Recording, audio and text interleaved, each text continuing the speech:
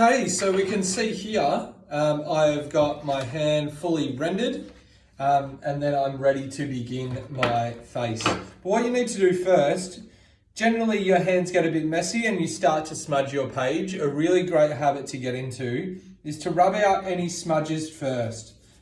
Because if you leave these smudges here for 24 to 48 hours, they will stain your artwork and then your artwork looks messy. Remember, this is a final artwork, so you want it to be looking the best you possibly can, okay? So, all we're doing for the face now is exactly the same process. I'm gonna make sure I've got my nice and sharp pencil, so I can use that side of the tip of the lead. And again, using that rendering method, so just covering the white space with my lightest tone. I'm going around, get rid of any of that.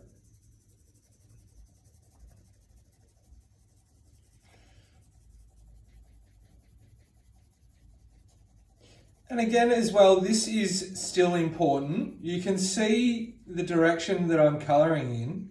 I'm actually still following the form of the face, okay? So for this example, I'm only going to do a few things and not the whole face, but this will give you a great idea of what it is that you need to do. So what I would be doing first,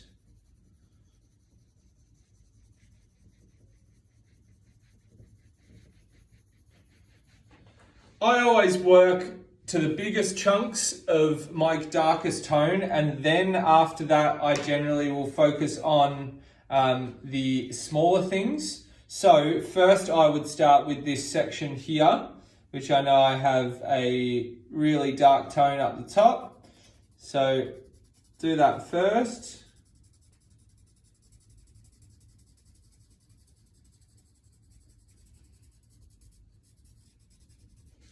Then I can see around the nose I've got a slightly dark tone, or a dark tone here. And then when it comes as well, I've just got my reference underneath. I outline those lines again, just so I can see it. I know the pupil of the eye,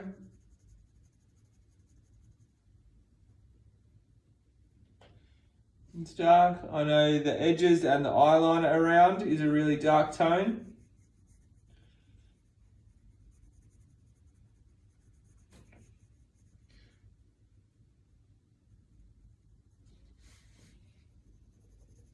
And colour this part into it as well. Alright, I can see I've got some dark tones in here too.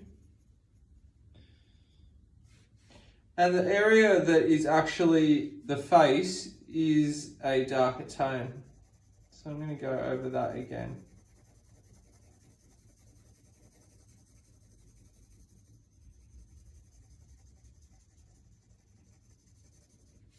Underneath the nose too, and the nostrils.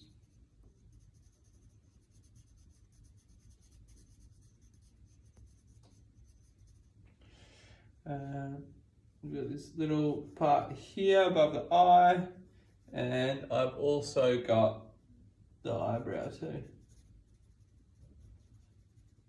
Then, obviously my medium tone, so I've got this whole section here. So you can see it's simply by going over that area there, that comes underneath the eye, goes around here. So you can see when you're toning, you can work quite quickly, and then it's about coming back and doing the finer details. So when it comes to hair, again, it's about toning that area first and then adding the light line work afterwards, okay? So you can see I've done this line way too bold there, and that's affecting my toning. So rub that away, come back here. And we can see that face starting to come together. Again, time to get my toning tissue. And remember, you're always rubbing. You start at the darkest and rub outwards, okay?